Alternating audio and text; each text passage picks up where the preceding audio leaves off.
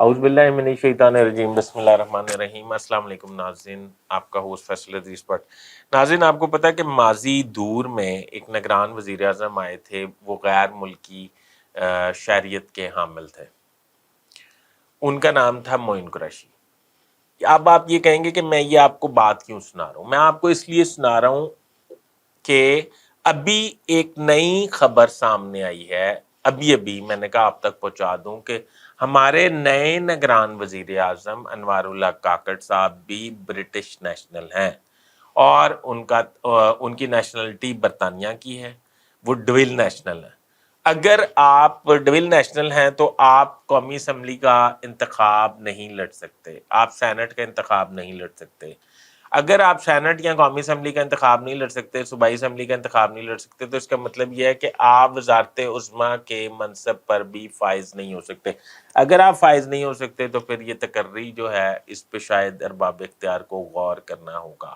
اور میں یہ سمجھتا ہوں کہ اس وقت کے وزیر اعظم اور لیڈر آف دی اپوزیشن جنہوں نے یہ دستخط کیے، انہیں یہ دیکھ لینا چاہیے تھا کہ یہ پاکستانی نیشنل ہیں بھی یا نہیں۔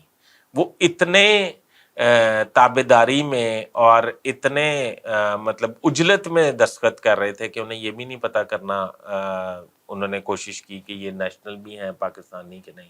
میرا تو موقف یہ ہے کہ پاکستان میں کوئی ایسا پولیٹیشین جو الیکشن لڑنا چاہتا ہو، اس کے گوشوارے اس طرح لینے چاہیے الیکشن کمیشن کو کہ اس کا کوئی قریبی رشتہ دار، یعنی کہ قریبی رشتہ دار خونی رشتہ دار کسی بیرون ملک مقیم نہ ہو، یعنی کہ اس کی بیوی، اس کے بچے، اس کے بہن، اس کا بھائی، اگر وہ ادھر مقیم نہیں ہے، اس کا کوئی کاروبار بیرون ملک نہ ہو، اس کا کوئی بچہ بیرون ملک نہ پڑھ رہا ہو، تو پھر آپ پاکستان کا آئین کے تحت اس کو اختیار دیں کہ وہ الیکشن میں حصہ لے سکتا ہے۔ پر یہاں تو وزارت عظمیٰ جو ہے وہ ان کو دے دی گئی ہے، وہ برٹش نیشنل ہے۔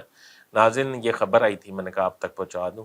ابھی تک کے لیے اتنا ہی۔ اپنے ہوسٹ فیصل عزیز بٹ کو اجازت دیجیے، میرا چینل سبسکرائب کر لیں، بیل آئیکن کے بٹن کو دبا لیں۔ میں آپ کا شکر گزار رہوں گا۔ اللہ حافظ۔